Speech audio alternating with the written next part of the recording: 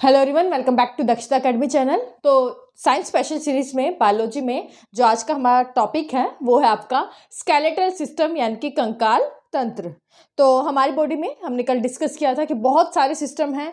कोई digestive system है, nervous system है, रिप्रोडक्टिव सिस्टम है, सर्कुलेटरी सिस्टम है। तो उन्हीं सिस्टम में से एक है आपका स्केलेटल सिस्टम या कंकाल तंत्र, जिसके बारे में आज हम पढ़ेंगे। सिस्टम यानी कि तंत्र, तो सिस्टम बन गया है यानी कि ऐसे कई सारे ऑर्गन्स जो मिलकर अगर एक जैसा काम करे तो वो एक जो है आपका एक सिस्टम बना लेते हैं और उसे हम ऑर्गन सिस्टम का नाम दे देते हैं। और उन्हीं ऑर्गन सिस्टम में से एक है आपका स्केलेटल सिस्टम यानी कि कंकाल तंत्र, जिसके बारे में आज हम पढ़ेंगे। अब ये सिस्टम कैसे है? अगर स्केलेटल सिस्टम हमारी बॉडी में नहीं होता तो क्या होता? तो हमारी बॉडी की कोई शेप ही नहीं होती। तो स्केलेटल सिस्टम में दरअसल क्या है, हमें इसमें मेनली पढ़ना होता है कि हमारे शरीर में जो अरेंजमेंट कैसा है, बोन्स का arrangement of bones in human body, हमारे शरीर में जो बोन्स का फ्रेमवर्क है वो किस तरह से है, ये सब चीज़ें हम स्केलेटल सिस्टम में पढ़ते हैं। क्यों? क्योंकि स्केलेटल सिस्टम में अगर मान लीजिए अभी मैंने बोला कि स्केलेटल सिस्टम में हम क्या पढ़ते हैं, अरेंजमेंट ऑफ बोन्स,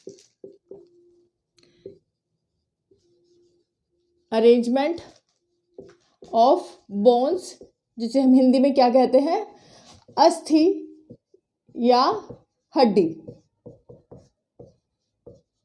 तो हमारे शरीर में हड्डियों का अरेंजमेंट कैसे है?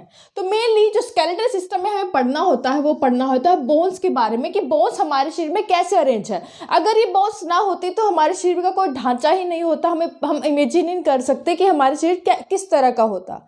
तो इन बोन्स ने ही दरअसल हमारे शरीर को एक फ्रेमवर्क दिया हुआ है, एक ढांचा दिया हुआ है।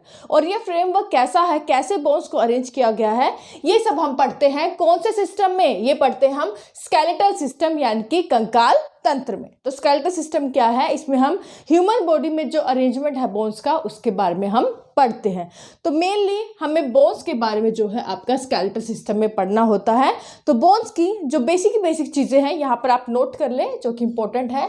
सबसे पहले स्टडी ऑफ बोन्स यानी कि जो अस्थियां हैं, उनकी जो अस्थि या हड्डियों की स्टडी को हम क्या कहते हैं? तो क्या कहते हैं, कोई बता सकता है? Study of bones. और प्लीज़ अगर वीडियो अगर अच्छी लगे तो प्लीज़ लाइक ज़रूर कर दें, लाइक करें, शेयर करें। चैनल पर नए हैं तो सब्सक्राइब करने के बाद बेल को ज़रूर प्रेस करें, ताकि जब भी वीडियो आए या फिर कोई मैं कम्युनिटी में पोस्ट डालूं तो आपको नोटिफिकेशन मिल जाए। तो स्टडी ऑफ बोन्स आपकी क्या कहलाती है? ये आपकी कहलाती है ऑस्टियोलॉजी। अब ये मत कहिएगा कि आप हिंदी में कराएं, क्योंकि हिंदी और इंग्लिश में जो है सेम टर्म आप हिंदी में इसे कहेंगे स्टडी ऑफ बोन्स यानी कि जो हड्डियों की स्टडी को हम क्या कहते हैं, ऑस्टियोलॉजी कहते हैं। जहां ऑस्टियो शब्द आ जाए आप समझ जाइएगा कि ये बात किससे रिलेटेड हो रही है, ये बात आपकी हड्डियों से रिलेटेड हो रही है, बोन्स से रिलेटेड हो रही है। तो ऑस्टियोलॉजी क्या है? Study of bones. एक और चीज है ऑर्थोलॉजी। इन दोनों में डिफरेंस क्या है? ऑर्थोलॉजी, ये ऑर्थो भी आपका हड्डियों के लिए ये टर्म जो है यूज होती है। तो ऑर्थोलॉजी क्या है? अगर आप स्टडी ऑफ बोन्स को ऑस्टियोलॉजी कह रहे हैं तो किसकी स्टडी को आप ऑर्थो कहेंगे, ऑर्थोलॉजी कहेंगे? क्योंकि इसमें ऑर्थो इसमें भी आ रहा है, वो भी हड्डी से रिलेटेड है। तो ऑर्थोलॉजी किस चीज की स्टडी होती है? ये होती है आपकी स्टडी ऑफ बोन डिजीजेस। क्या होती है? स्टडी ऑफ बोन डिजीजेस को हम क्या कहते हैं? ऑर्थोलॉजी कहते हैं। तो हड्डियों में अगर कोई बीमारी हो तो उससे रिलेटेड जो स्टडी की जाती है उसे हम ऑर्थोलॉजी कहते हैं। ओके। तो और इसी तरह का जो हड्डियों का डॉक्टर होता है, आपका जो ऑर्थो डॉक्टर होता है, उसे हम क्या कहते हैं? ऑर्थोलॉजिस्ट कहते हैं। ये दो चीज़ें हमें याद रखनी है। अब अगर हम हड्डियों की बात करें, बोन्स की बात करें, तो बोन्स दरअसल है क्या? ये भी आपका हमने कल देखा था कि कोई भी चीज़ जो है अगर हम इसके ओरिजिन में जाके देखें तो वो शुरुआत में किसी सेल से बनी होती है। तो बोन्स भी जो है आपका एक सेल से शुरुआत में बनी होंगी, कई सारे सेल्स इकट्ठे हुए, उसके बाद आपका टिश्यू बनी और टिश्यू से जो है आपकी एक बोन टिश्यू जो है आपका तैयार हो जाता है। तो बोन्स में अगर क्वेश्चन आए कि बोन्स में जो है कौन सा टिश्यू पाया जाता है, तो आपको याद रखिएगा कि बोन्स में जो है आपके दो तरह के जो है आपके टिश्यू पाए जाते हैं। कौन कौन से?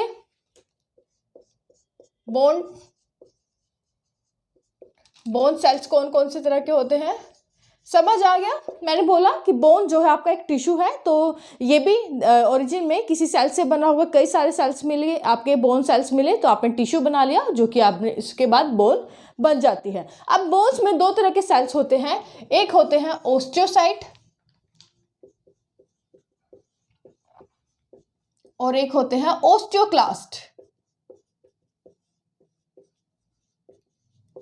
अब ये दो तरह के सेल कैसे आ गए आपके बोन्स में? तो जो ओस्टियोसाइट सेल्स हैं वो तो आपके काम आते हैं बोन फॉर्मेशन में, बोन के निर्माण में आपके जो ओस्टियोसाइट जो है आपका मेनली काम करते हैं। लेकिन जब आपकी जो है बोन्स में कोई रिपेयरेंस की जरूरत होती है, कहीं से आपकी जो हड्डी है टूट फूट जाती है, तो वहां पर जो बोन सेल्स काम करते हैं वो कौन से काम करते हैं? वो आपके ओस्टियोक्लास्ट जो है सेल काम करते हैं। तो ओस्टियोक्लास्ट जो सेल है वो आपके बोन की रिपेयरिंग में काम करते हैं। बोन की टूट फूट अगर हो जाए तो उसको रिपेयर करने में जो बोन सेल्स हेल्प करते हैं वो कौन से हैं? वो है आपके ओस्टियोक्लास्ट सेल। तो ये चीज़ आपको जो है याद रखनी है। तो ये बेसिक चीज़ें थी।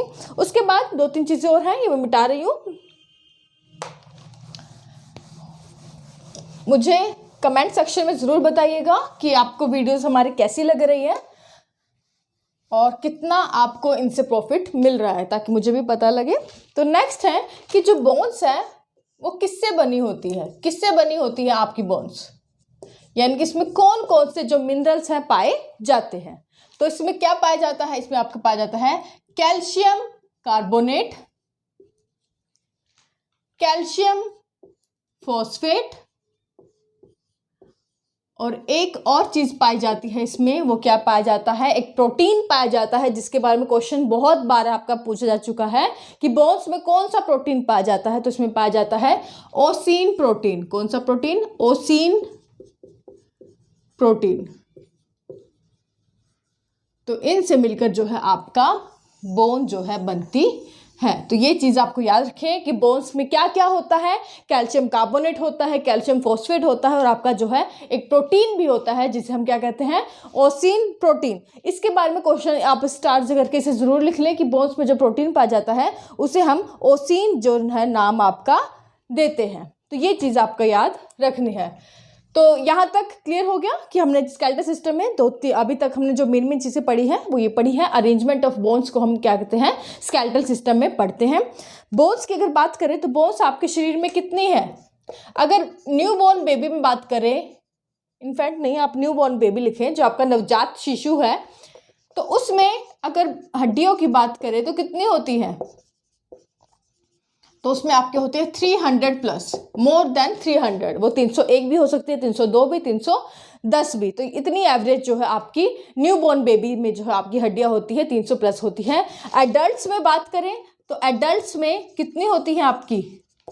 होती हैं 206 हड्डियां। अब आप कहेंगे कि बड़े होते होते, एडल्ट्स होते होते इनमें जो हड्डियां हैं वो कम कैसे हो जाती हैं? क्योंकि न्यूबॉर्न बेबीज में तो आप कह रहे हो 300 प्लस है।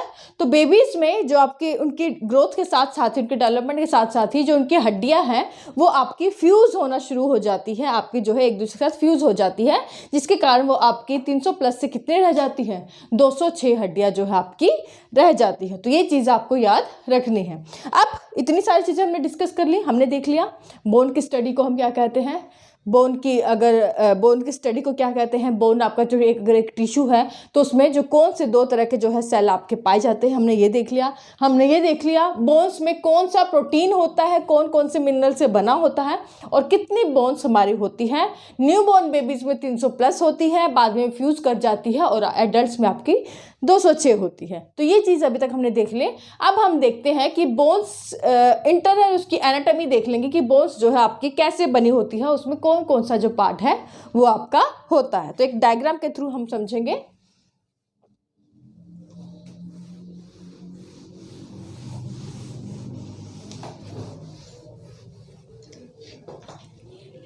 तो यहाँ पर आप एक बोन, कुछ इस तरह से आपकी बोन होती है।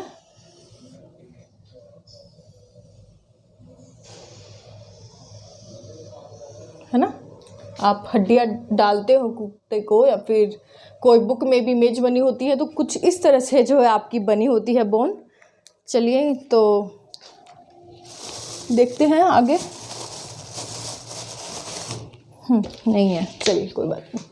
ये आपकी बोन्स है, और बोन्स जो है बीच में हमें पता है कि बोलते हैं खोखली होती है, होलो होती है। तो ये आपकी बीच में हम बना लेते हैं।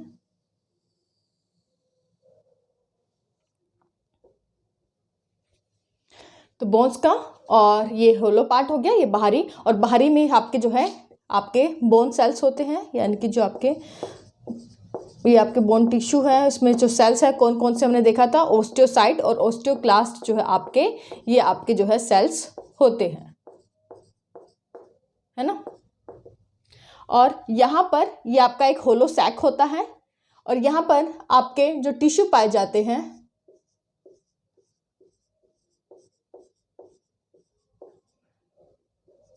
यहाँ पर क्या होता है, मेरे पास एक्चुअली रेड मार्कर नहीं है, इसलिए मुझे वैसे रेड मार्कर से बनाना चाहिए था, लेकिन मैं इसी से बना रही हूँ, आप समझ जाइएगा जो मैं बताऊंगी। तो ये मैंने बोला कि आपके जो है बोन के सेल्स हो गए, यहाँ पे साइड में बोन सेल्स हो गए, और ये जो आपके बोन्स के ऊपर की तरफ और नीचे की तरफ होते हैं, जो काफ़ी जो है आपके सॉफ्ट टाइप होते हैं, पोरस होते हैं, इसे हम क्या कहते हैं, ये आपके होते हैं bone marrow cells, red bone marrow. Red bone marrow क्या होते हैं, रेड बोन मैरो। और रेड बोन मैरो का काम क्या होता है, इनका काम होता है आपका जो ब्लड सेल्स का फॉर्मेशन। तो ब्लड का फॉर्मेशन जो आपका यहीं से होता है, जो आपके रेड ब्लड सेल्स की फॉर्मेशन होती है वो कहाँ से होती है, तो आपके रेड बोन मैरो से होती है। तो यहाँ से आपके जो है ब्लड सेल्स, यानी कि जो आरबीसीज है, रेड ब्लड सेल्स है, उनकी फॉर्मेशन जो है आपकी होती है। अब जो बीच में आपका खोखला पार्ट रह गया, ये यहाँ पर जो आपके सेल्स होते हैं, यहाँ पर भी आपके होते हैं, और यहाँ पर आपका कौन सा पार्ट होता है, इसके अंदर यहाँ पर आपका होता है yellow bone marrow. Bone marrow को हिंदी में क्या कहते हैं, अस्थि मज्जा, लिख लें आप, रेड बोन मैरो यानी कि लाल अस्थि मज्जा।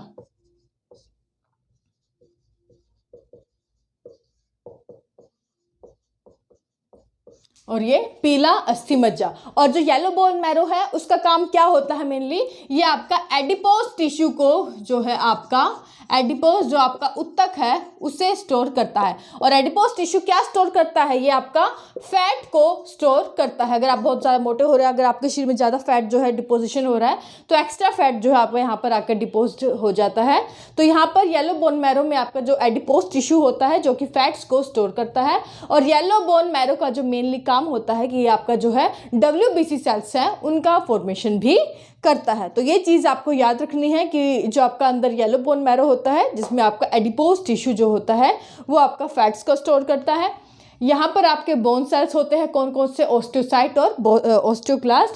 और जो ऊपर और नीचे जो आपकी पोरोसिटी होती है, जहाँ बोन्स की जो छिद्र भी थोड़े थोड़े होते हैं, वहाँ पर आपका रेड बोन मैरो होता है, जिसे हम हिंदी में क्या कहते हैं, लाल अस्थि मज्जा, जो कि मेनली काम करते हैं आपके ब्लड सेल्स के, यानी कि जो रेड ब्लड सेल्स के फॉर्मेशन में जो है आपके ये आपके काम करते हैं। तो ये चीज़ जो है आपको याद रखनी है।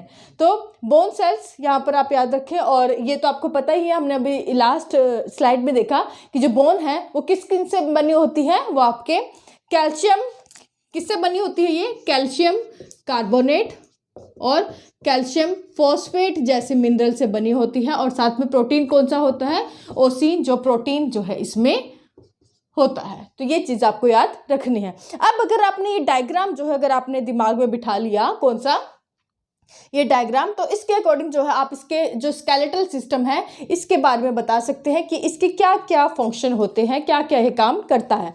फिर पहला एग्जांपल अगर आप इसका देखिएगा, इसके फंक्शंस को हम एक एक करके पॉइंट आउट करें यहाँ से, तो पहला जो स्केलेटल सिस्टम में मेनली आपकी अरेंजमेंट ऑफ बोन्स है। और बोन को यहाँ पर हमने पूरा देख लिया है, इसके एनाटॉमी की कैसे कैसे कौन सा पार्ट इसका काम करता है।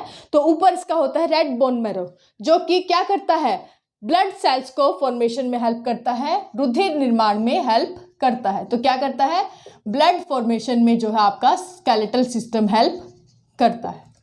पहला हमें पता चल गया। दूसरा हमें पता लग गया कि ये जो येलो बोन मैरो है ये क्या करता है, यहाँ पे फैट्स की स्टोरेज होती है, तो ये आपका फैट स्टोरेज में भी जो है हेल्प करता है।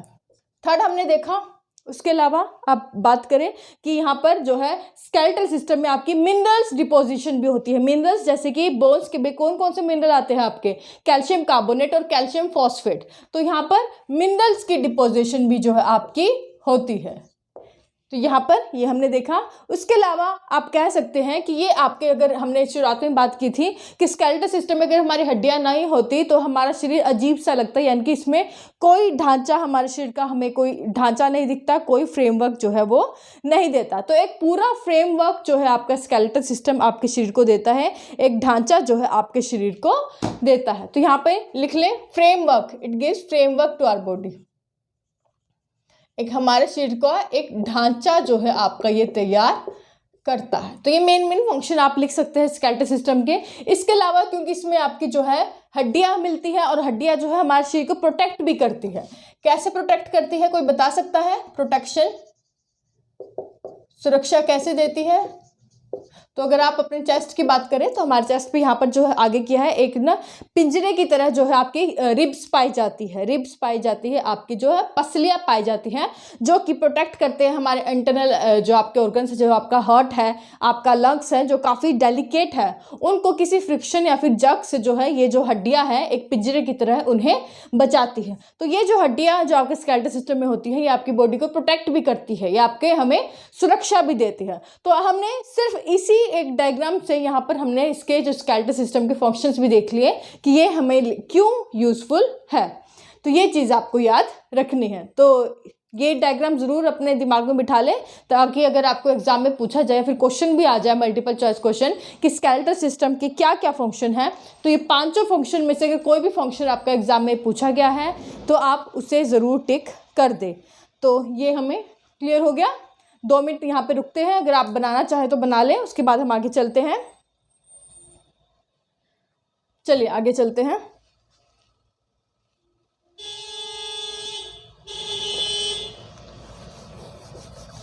अब हमने कहा कि हमारे शरीर में कितनी हड्डियां हैं? 206। अब बोन्स की बात करें तो हमारे शरीर में जो बोन्स हैं वो 2 तरह से अरेंज है। किस तरह से?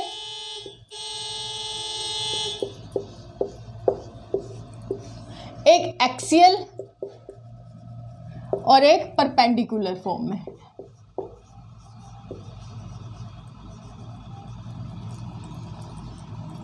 एक्सियल फॉर्म में देखें तो एक्सियल, अगर आप देखें तो एक्सियल फॉर्म में जो आपकी 206 में से कितनी हड्डियां आती हैं? 80। और परपेंडिकुलर फॉर्म में देखें तो 206 में से बाकी कितनी बच गई? 126।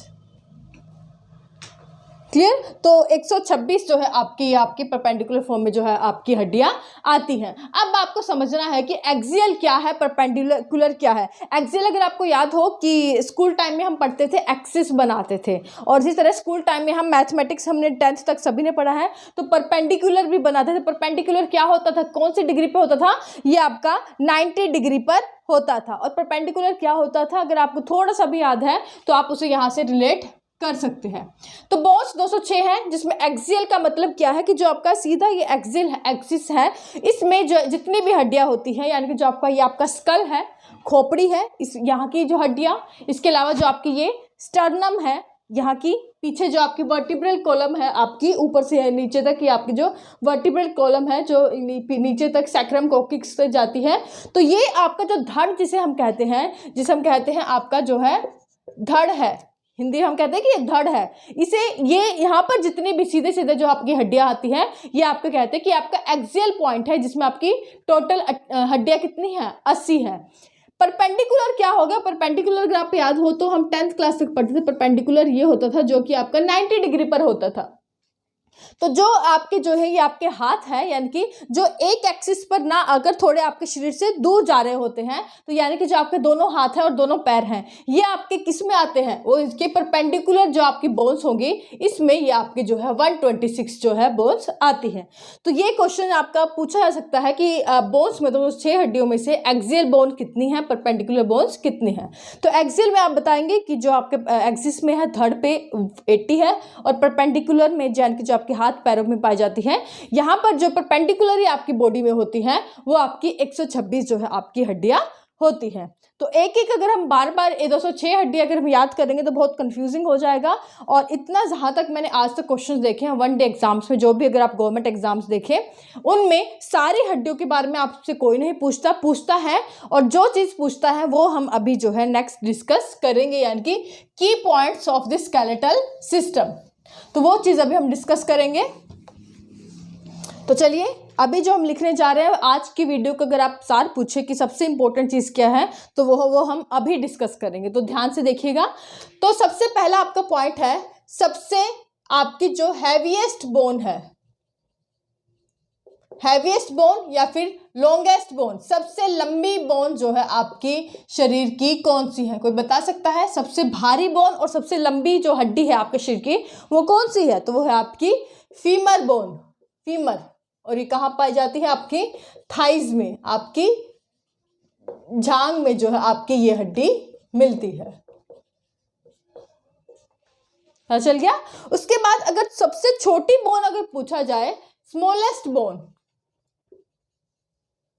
ये क्वेश्चन बहुत बार पूछा गया है। मेरी जब लाइव होती थी पहले, मैंने ये क्वेश्चन में हमेशा रिपीट करती थी कि स्मॉलेस्ट बोन आपके शरीर में कहाँ पाई जाती है? तो स्मॉलेस्ट बोन होती है आपकी स्टेपिस। कौन सी है? स्टेपिस, जो कि कहाँ पाई जाती है? आपका जो मिडल ईयर है वहाँ मिलती है। तो मिडल ईयर में ये तीन छोटी छोटी बोन होती हैं, मैलियस, इंकस और स्टेपिस। तो इनमें से जो सबसे छोटी है वो है आपकी स्टेपिस। तो ये चीज़ जो है आपको याद रखनी है। अगर हैवीएस्ट पूछा जाए और लार्जेस्ट पूछा जाए तो आपकी जो थाइज मसल है, आपकी जो फीमर है, वो आपकी हैवीएस्ट है। अगर पूछा जाए कि सबसे छोटी कौन सी है, तो आपका जो मिडल ईयर है, मिडल ईयर में आपकी जो है बोन है आपकी स्टेपिस, वो आपको याद रखनी है। और अगर थिनेस्ट बोन यानी कि सबसे पतली बोन पूछा जाए, थिनेस्ट बोन कौन सी है?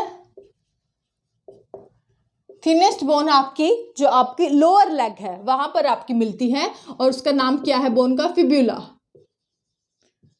कौन सा है? फिबुला। और वो है आपकी लोअर लेग में।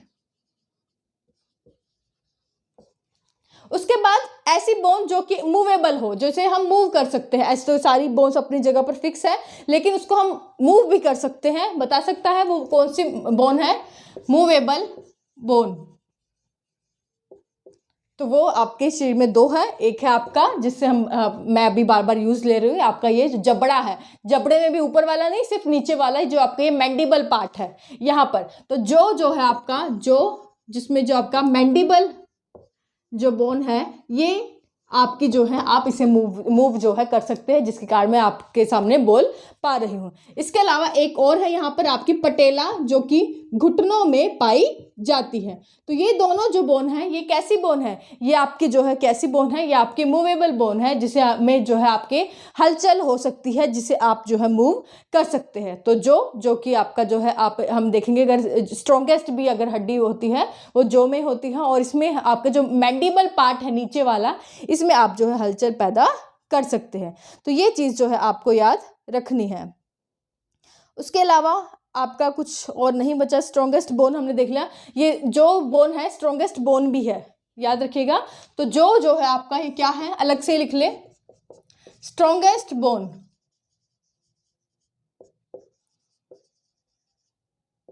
स्ट्रॉन्गेस्ट बोन है आपकी जो आपका ये जबड़ा है, ये आपकी स्ट्रॉन्गेस्ट बोन है। और अगर पूछा जाए कि ये आपके फर्स्ट पे आएगी, और अगर second strongest bone in our body, तो वो आपकी जो है फीमर आ जाती है। तो क्या आ जाती है? फीमर। ओके।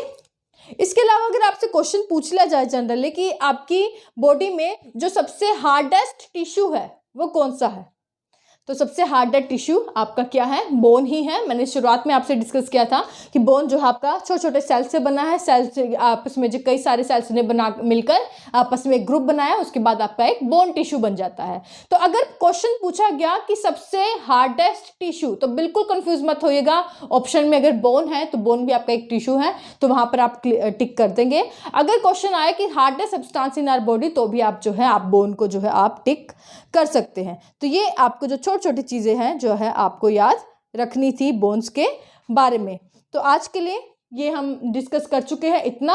अब हमारा जो लास्ट पार्ट रह गया स्केलेटल सिस्टम में, वो रह गया आपका बोन से रिलेटेड डिजीज़ के बारे में। और बोन से रिलेटेड डिजीज़ के बारे में जो मैंने आपको शुरुआत में एक बताया था कि जब हम बोन डिजीज़ से रिलेटेड स्टडी करते हैं उसको हम क्या कहते हैं, अब वो आपको बताना है नीचे कमेंट करके कि हम उसे क्या कहते हैं। वीडियो के स्टार्टिंग में मैंने आपको बताया था कि बोन डिजीज़ को स्टडी करने के लिए एक टर्म यूज़ होती है, उसे हम क्या कहते हैं,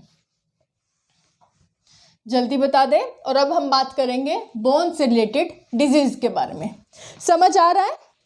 आई होप समझ आ रहा होगा, क्योंकि मैं अपनी तरफ से पूरी कोशिश कर रही हूँ कि बहुत इजी लैंग्वेज में आपको पढ़ाऊँ, और पढ़ा भी सिर्फ उतना रही हूँ जो कि आपके लिए बहुत इंपॉर्टेंट है। और वीडियो अगर अच्छी लगे तो प्लीज़ लाइक ज़रूर करें, और एटलीस्ट कम से कम अपने 10 नहीं तो कम से कम 5 फ्रेंड्स के साथ वीडियो को ज़रूर शेयर करें। अलग अलग व्हाट्सएप ग्रुप्स होते हैं, फेसबुक ग्रुप्स होते हैं, वहाँ वीडियो को शेयर ज़रूर करें। नीचे शेयर करके कॉपी लिंक ऑप्शन आता है, वहाँ से आप कॉपी लिंक करके वहाँ पेस्ट कर सकते हैं। तो प्लीज़ ज़्यादा से ज़्यादा वीडियो को ज़रूर फैलाएं, वीडियो को लाइक कर दें। अब हम बात करते हैं बोन डिजीज़ के बारे में। बोन डिजीज़ यानी कि जो हड्डियों से रिलेटेड बीमारियों के बारे में। और हड्डियों में अगर कोई बीमारी होती है वो दरअसल होती क्यों है, वो आपकी विटामिन डी की कमी से या कैल्शियम की कमी से होती है, क्योंकि ये दोनों ही जो है वो आपके क्या करते हैं, आपकी बोन को जो है स्ट्रेंथ देते हैं, मजबूती देते हैं। इनसे रिलेटेड अगर जब बीमारियों की बात करें तो इसमें पहली है आपकी रिकेट्स।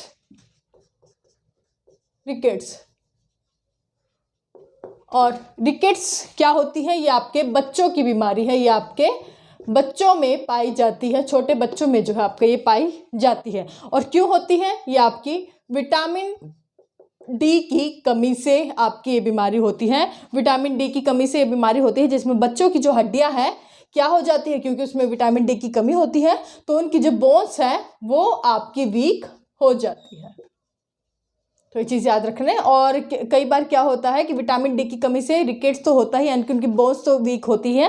साथ में बच्चों में 12 साल तक आप देखा गया है कि उनके जो दांत हैं वो भी काफ़ी देरी से आते हैं, तो दांत में भी आपका कैल्शियम पाया जाता है, विटामिन डी होता है, तो उनको भी जो है इसकी मात्रा कुछ चाहिए होती है। तो बच्चों में रिकेट्स के साथ साथ जो है उनमें बच्चों में देखा गया है कि उनकी डेवलपमेंट में उनके जो दांत हैं वो भी देरी से आते हैं अगर उनमें जो है इसकी कमी है। तो रिकेट्स रोग अगर किससे रिलेटेड है, वो आपके बच्चों में विटामिन डी की कमी से रोग होता है। और ये इसमें क्या होता है, बच्चों की जो बोन्स है वो वीक हो जाती है। तो ये तो बच्चों से रिलेटेड थी। लेकिन अगर बड़ों में विटामिन डी की कमी हो जाए तो उनमें कौन सी बीमारी होगी, तो उसमें होती है आपकी ओस्टियोमलेशिया। कौन सी? ओस्टियोमलेशिया। ओस्टियोमलेशिया जो कि आपकी बड़ों में होती है, एडल्ट्स में होती है। और इसमें भी क्या होता है, एडल्ट्स मतलब है बड़ों में, एडल्ट्स में या फिर ओल्ड एज किसी में भी हो सकती है। तो ओस्टियोमलेशिया इसमें भी विटामिन डी की कमी आपकी हो जाती है, आपकी बोन्स जो है आपकी वीक हो जाती है। और बोन्स वीक होंगी तो ऑब्वियस है कि उनमें जो काफ़ी जो डिफॉर्मिटीज़ जो है आपकी आ सकती है। तो ये आपको याद रखना है कि बड़ों में ओस्टियोमलेशिया अगर विटामिन डी की कमी हो जाती है, और बच्चों में रिकेट्स अगर विटामिन डी की कमी होती है। यहाँ पर एक और है ओस्टियोपोरोसिस। नाम से पता लग रहा है, पोरोसिस यानी कि पोरस हो जाते हैं, छिद्र हो जाते हैं आपकी बोन्स में। इसमें क्या होता है, बोन्स में कैल्शियम की कमी हो जाती है, जिसके कारण अगर ये आपकी बोन है तो इसमें जो है छिद्र जो है पोर्स हो जाते हैं, वीकनेस आ जाती है, क्योंकि उसमें जो कैल्शियम की कमी हो जाती है। और ऐसे जो मैक्सिमम ये जो आपका केस देखा गया है, ये ओल्ड एज में देखा गया है कि ओल्ड एज में जब कैल्शियम की कमी हो जाती है बूढ़ों में, तो उनकी जो बोन्स है उसमें काफ़ी जो है छिद्र पाए जाते हैं, जिसके कारण इनकी इतनी ज़्यादा बोन्स वीक हो जाती है कि उनमें बहुत जल्दी जो फ्रैक्चर होने के चांसेस रहते हैं। तो ये चीज़ याद रखना है। एक आपने टर्म सुनी होगी, बोलेग्स। बोलते हैं ना कि फिजिकल के लिए जा रहे हैं, आर्मी के लिए जा रहे हैं, तो आपकी बोलेग्स नहीं होनी चाहिए। बोलेग्स क्यों नहीं होनी चाहिए, क्योंकि यहाँ पर हम देखेंगे बोलेग्स दरअसल होती क्या है, जब आपके विटामिन डी की कमी हो जाती है तो क्या होता है कि जो आपकी फीमर है, ऊपर जो आपकी जांघ की मसल है, वो आपकी थोड़ी कर्व होनी शुरू हो जाती है, ये आपकी अंदर को होनी शुरू हो जाती है। और अंदर की आनी शुरू हो जाएगी तो यहाँ पर आपका घुटना आ जाता है। तो घुटनों के बीच में जो आपकी नीस है, उनके बीच में जो डिस्टेंस है वो कम होना शुरू हो जाती है। जाता है। और फिजिकल में जब आप भागेंगे और जब इन दोनों घुटनों के बीच में डिस्टेंस कम होता है तो आपको भागने में जो है आपको दिक्कत होती है। वो एक दूसरे से अगर ये प्रॉब्लम ज़्यादा हो जाती है, ज़्यादा इनमें डिस्टेंस कम हो जाएगा, बिल्कुल कम हो जाएगा अगर डिस्टेंस, तो इनमें जो इनके घुटने हैं अगर भागते हुए ये आपस में टकराने भी लग जाते हैं, यानी कि ये बहुत तेज़ी से नहीं भाग सकते। तो ऐसे लोगों को अनफिट कर दिया जाता है आपका फिजिकल में। और इसको ही जब आपके एकदम पास में आपके जो डिस्टेंस कम हो जाए दोनों नीज के बीच में, ये बोन्स बिल्कुल कव हो जाए, तो यहाँ पर एक टर्म आती है नोक्ड नीज। ऐसे नीज को हम क्या कहते हैं? नोक्ड नीज। तो नोक्ड नीज किससे रिलेटेड है? ये आपकी बो लेग से रिलेटेड है, जिसमें आपका फीमर में जो आपका विटामिन डी की कमी से क्योंकि विटामिन डी की कमी है तो फीमर की जो शेप है वो इस तरह से कर्व होनी शुरू हो जाती है, जिससे कि जो दोनों घुटनों के बीच में अगर जो डिस्टेंस है वो कम होना शुरू हो जाता है। और इतना कम होते होते कई बार जो है नोक्ड नीज की स्थिति बन जाती है कि अगर आप चलते हैं, भागते हैं तो आपके दोनों नीज टकराने लग जाते हैं। तो इसलिए ऐसे लोगों को अनफिट कर दिया जाता है, क्योंकि इनमें जो है भागने में इनको प्रॉब्लम होती है। तो ये थी कुछ बीमारियां जो कि आपके स्केलेटल सिस्टम में बोन से रिलेटेड है। बाकी अगर कोई कुछ रह गया होगा वो हम नेक्स्ट वीडियो में भी कभी भी कवर कर लेंगे। आप मुझे कमेंट कर सकते हैं अगर आप और कुछ भी इसमें ऐड करना चाहते हैं। बाकी मैंने अपनी तरफ से पूरा आपको स्केलेटल सिस्टम में आज कवर कर दिया है, जो भी हमारे लिए 1 डे गवर्नमेंट एग्जाम्स के लिए इम्पॉर्टेंट है। चलिए आज के लिए बस इतना ही। वीडियो अगर अच्छी लगे तो प्लीज़ लाइक, शेयर, सब्सक्राइब कर दें। आप अगर हमें फॉलो करना चाहें तो दक्षता अकेडमी टेलीग्राम, ट्विटर और इंस्टाग्राम तीनों पर हमारा अकाउंट है। पूरा सर्च करेंगे दक्षता अकेडमी तो लोगों के साथ हमारा अकाउंट मिल जाएगा, आप वहाँ जाकर हमें सर्च कर सकते हैं। Thank you so much. कल दोबारा मिलते हैं नए टॉपिक के साथ, नई वीडियो के साथ। टॉपिक देख लेते हैं। अगर आप चाहते हैं कोई फेवरेबल आपका टॉपिक आप चाहते हैं कि वो आप टॉपिक पहला करने चाहते हैं तो आप वो मुझे कमेंट सेक्शन में बता सकते हैं। आज के लिए बस इतना ही। Thank you so much.